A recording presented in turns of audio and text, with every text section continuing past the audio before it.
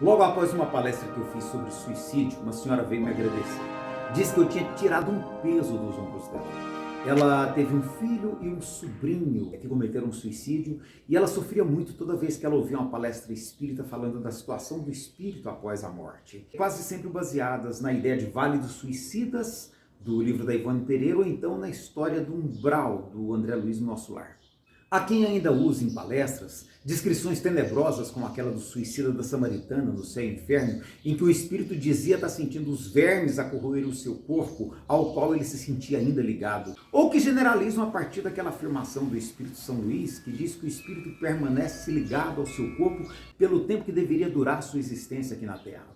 Quando a gente estuda um pouco mais, a gente percebe que não é bem assim. Esses casos são exceção e não a regra. Na própria literatura kardeciana, há casos em que isso não acontece. Um deles é o daquele rapaz que se apaixona pela moça da sapataria, a pespontadeira de botinas, e que suicida por amor a ela.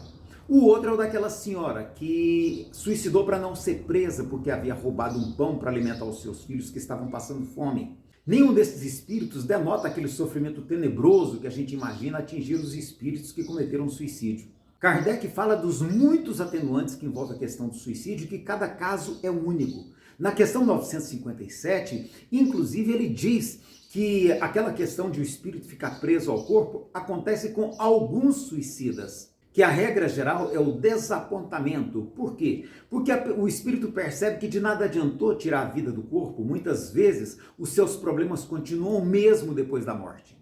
Quem participa de reunião mediúnica já deve ter percebido que há inúmeros casos de espíritos que cometeram suicídio e que não estão nesse estado de sofrimento, pelo contrário, permanecem lúcidos. O que eles sofrem é a decepção por perceber que tirar a própria vida não solucionou os problemas que os angustiavam. Nosso Lar e Memórias de um Suicida são literatura mediúnica ficcional, cujo objetivo é proporcionar elementos para uma reflexão de ordem moral. André Luiz e Camilo são casos específicos usados para transmitir uma determinada mensagem, uma ideia. E seus casos não podem ser tomados como regra para todos os seres humanos, sobretudo numa questão como a do suicídio, que envolve causas multifatoriais de extrema complexidade. Então, não é melhor falar de acolhimento, cuidado, amor para com as pessoas que estão em situação de vulnerabilidade? Se do lado de cá a gente já se preocupa em acolher, cuidar e proteger as pessoas em estado de vulnerabilidade, imagine quanto de cuidado, de proteção e de amor não existe do lado de lá em relação a essas pessoas que quase sempre por desespero desistiram de viver.